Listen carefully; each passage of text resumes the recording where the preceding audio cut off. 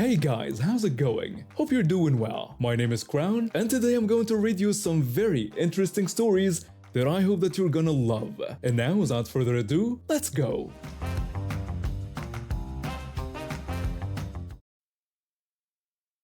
I like to be super prepared when I travel. I book my tickets early, pick an aisle seat because of my long legs, and get to the airport way ahead of time.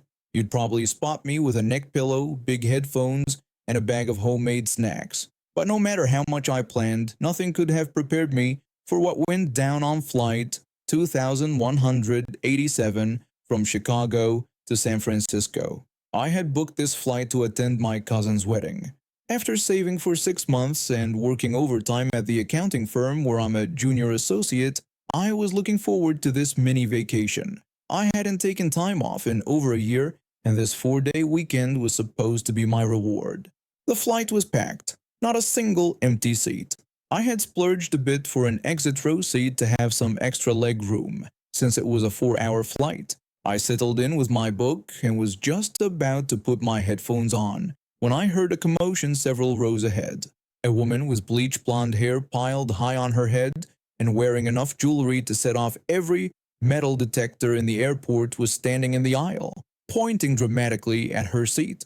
She was loudly complaining about her seat being unacceptable, asking if people knew who she was, and saying she couldn't possibly sit in what she called a cattle car. The flight attendant, a patient-looking man in his 40s, tried to calm her down. He politely acknowledged her unhappiness with the seat, but explained that the flight was completely full. He offered to discuss seat options for future travel instead. The woman scoffed at the mention of future travel, insisting she needed a better seat immediately. She went on about how her aura required more space and bragged about being an influencer with over 10,000 followers. She complained that she couldn't be expected to sit in economy like some nobody. At this point, several passengers were exchanging looks. The woman behind me whispered to her husband that she should start recording just in case. Aura requires more space? Was this real life? The flight attendant took a deep breath and apologized again, reiterating that they were completely full.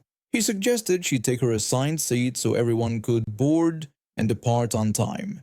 The woman reluctantly agreed but demanded to speak to the captain, claiming this was discrimination against spiritual people. She sat down but continued to huff loudly and shift around in her seat, deliberately bumping into the passenger next to her. The boarding process continued, and somehow we managed to push back from the gate on time. I thought the drama was over. I was wrong. About 20 minutes after takeoff, when the seatbelt sign turned off, she was up again. I could hear her complaining loudly as she walked toward the front of the plane. Curious, I removed my headphones. She announced that she had decided to sit in first class, claiming her chakras were completely misaligned in economy and that it was a health emergency. A different flight attendant, a woman with a tight ponytail, stepped into the aisle to block her path. She requested that the woman return to her assigned seat, explaining that first class was a separate purchase and those passengers had paid for their seats. The woman cut her off mid-explanation, saying she didn't care what other passengers had paid for. She insisted her spiritual wellness was more important than money and mentioned having a following that depended on her energy being balanced. Then, to everyone's shock, she actually grabbed the flight attendant's arm and tried to push past her toward the first-class cabin. The flight attendant stumbled backward and told the woman she couldn't touch crew members, calling it assault. 2 male passengers from the front rows immediately stood up and stepped in to block her path. One took hold of her arm and told her she needed to sit down immediately, adding that she couldn't put her hands on the staff. The woman screamed at him to take his hands off her and demanded to know if he knew who she was. The second passenger replied that it didn't matter who she was. She couldn't assault people. The flight attendant had regained her composure and was now on the phone to the cockpit. Within minutes, the captain announced over the intercom that we would be diverting to Denver for an onboard security situation. Collective groans filled the cabin. As we descended, the woman was restrained in her original seat by the air marshals who had been on board. She was screaming about lawsuits and her powerful lawyer husband the entire time. When we landed in Denver, local police boarded the plane and escorted her off in handcuffs. The entire plane broke into applause as she left. We had to wait on the tarmac for another hour while paperwork was completed, but nobody complained. 2 days later, I was scrolling through social media at my cousin's wedding reception. The woman's mugshot had gone viral, along with security footage from the plane. Apparently, she'd been charged with assault, interfering with a flight crew, and attempting to breach the cockpit, though that last charge was later dropped. The airline issued a statement that she was permanently banned from flying with them, and the Transportation Security Administration added her to a watch list that would make all future air travel extremely difficult for her. Oh, and turns out her powerful lawyer husband was actually her ex-husband who had divorced her 3 years ago, citing irreconcilable differences, which I imagine included her believing her aura deserved special treatment everywhere she went. Some background. I had 3 daughters who were 4, 6, and 9 at the time. My younger sister had 2 daughters who were 4 and 7. Her oldest's father was a felon who was in prison when she was born. Her youngest had serious health problems and needed multiple surgeries as a baby. This is important for later. It all started when my landlord evicted me to rent to college students instead. The judge gave me 2 weeks to move out. I needed to pack everything and find a new place within my tiny budget. My sister offered to take my 2 younger daughters early for their annual summer visit while I got settled. My oldest would follow a week later. They were supposed to stay for 2 to 3 weeks total. The day before they left, my middle daughter had an incident at their grandmother's house. She was playing with other kids, bumped into a playpen, and woke up the baby. The grandmother's dog got protective and nipped her, scratching her cheek. Nothing serious, just a small scratch that was cleaned up. When my sister called to remind me about sending medical permission forms with the kids, she suggested I write something that would grant her temporary custody of the kids as of July 12th. I refused, explaining that there was no need for that specific wording since I knew how to write it properly from previous times. I told her I wouldn't write anything about custody when there was already a court order between their father and me. She laughed it off, but something felt off. The kids arrived at her place around 7:30 p.m.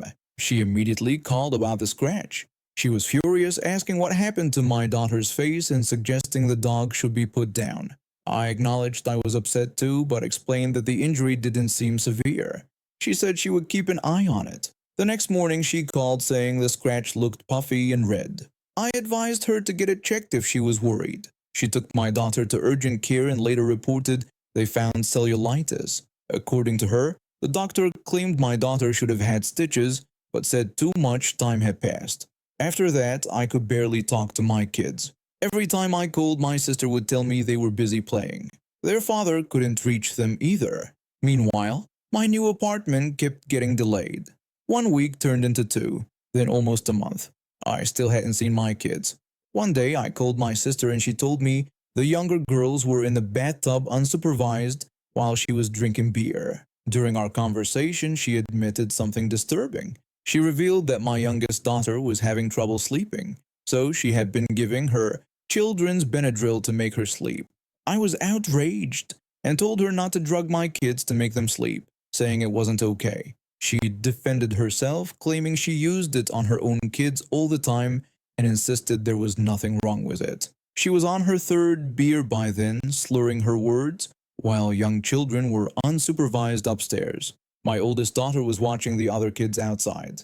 I talked to their father, and we agreed they needed to come home. I called my sister to tell her. She refused, claiming that after the kids being there so long, she now had rights. She said they weren't going anywhere and attacked my fitness as a parent, mentioning I didn't have a home for them and had mental issues and depression. When I pointed out that their father wanted them home and we had joint custody, she dismissed him as unfit and useless. She stated that we would not be taking the children until she said so.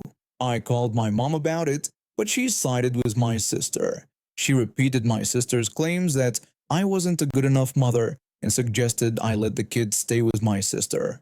The next day, their father and I made plans to get the kids that Saturday. I told my sister we were coming. She was adamant that she wouldn't let us take them and that we weren't getting them back. I called the local sheriff and explained the situation. They went to check on my kids and told my sister that she would have to send the children home with their parents unless she had a court order signed by a judge.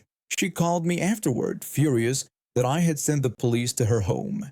She questioned who I thought I was and pointed out that in 7 years of living there, she'd never had police show up. She accused me of traumatizing her children by having police come to her house. That's when I realized what was happening. When we were kids, she would break her toys and then steal mine. This was the adult version. Her kids had issues, and mine were healthy, so she was trying to take them.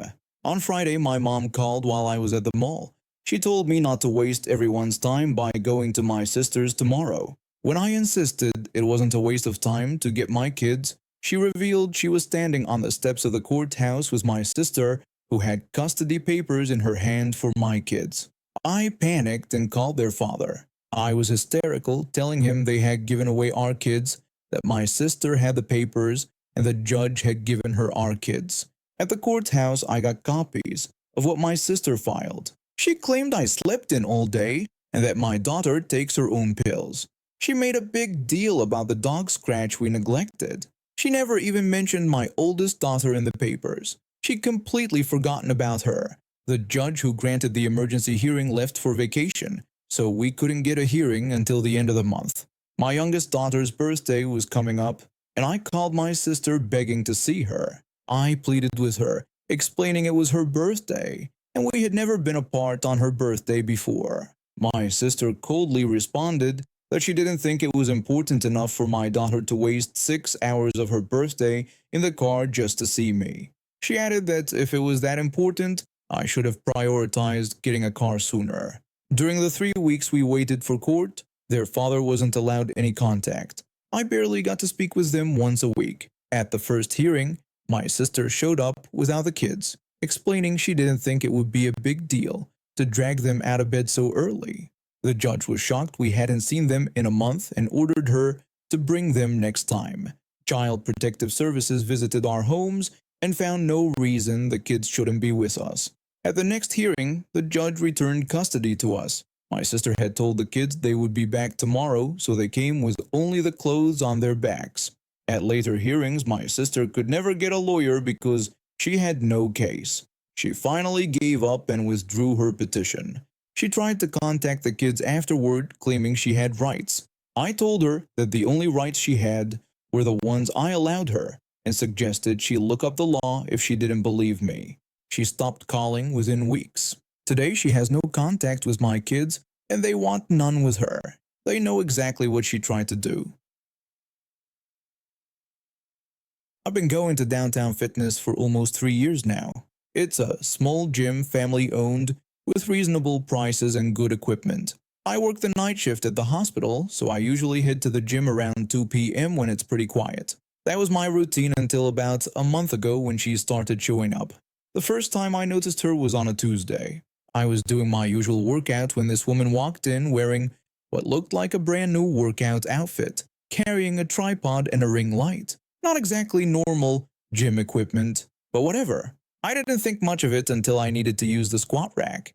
She had claimed the only squat rack in the gym, but she wasn't actually using it. Instead, she was setting up her phone on the tripod, adjusting the ring light and taking selfies, while occasionally doing 1 or 2 squats with an empty bar. Our gym has a 30-minute limit on equipment when others are waiting, clearly posted on signs everywhere. I approached her politely after waiting for 45 minutes. I asked if I could use the squat rack for my sets, mentioning that I had noticed she'd been there for quite a while. Without even looking at me, she responded that she was in the middle of her workout and I would have to wait my turn. She just kept adjusting her phone angle. I noticed she had several outfit pieces laid out on a nearby bench. I pointed out that the gym policy was 30 minutes maximum when others were waiting. She shot back, asking if I knew how many followers she had and explained that this was her job. She insisted she needed the equipment for her content and told me to use something else. I looked around for the gym manager, but he wasn't around that afternoon, so I ended up using other equipment and changing my workout. Not worth the fight, I thought. But it kept happening. 3 days a week, she would come in, monopolize different pieces of equipment for hours, and snap at anyone who asked to work in. The regulars started complaining to each other, but somehow she always timed her visits when the owner or manager wasn't around. Last Friday was when it all came to a head. I arrived to find her occupying the cable machine. She had been there for at least an hour already, according to another gym goer. She had changed outfits twice and was now doing some kind of pose with just 5 pounds on the machine while her phone recorded. Several of us were now waiting and one brave soul approached her. This other gym member greeted her and explained that a few people had been waiting to use the machine, mentioning the 30-minute time limit. She responded angrily, saying she paid the same membership as everyone else and insisted on first come, first served. She claimed she wasn't done with her sets. When the other gym member pointed out that she'd been there for over an hour just taking photos, she became defensive. She demanded to know if we understood how hard she worked as a fitness influencer. She declared this was her job and accused everyone of being jealous because they didn't look like her. She gestured at herself dramatically. By this point, several of us had gathered around, frustrated but not wanting to create a scene. That's when she grabbed something from her bag and walked over to the large mirror wall. To everyone's shock, she pulled out a bright red lipstick and wrote in huge letters across the mirror, #GymGoals with her social media handle underneath.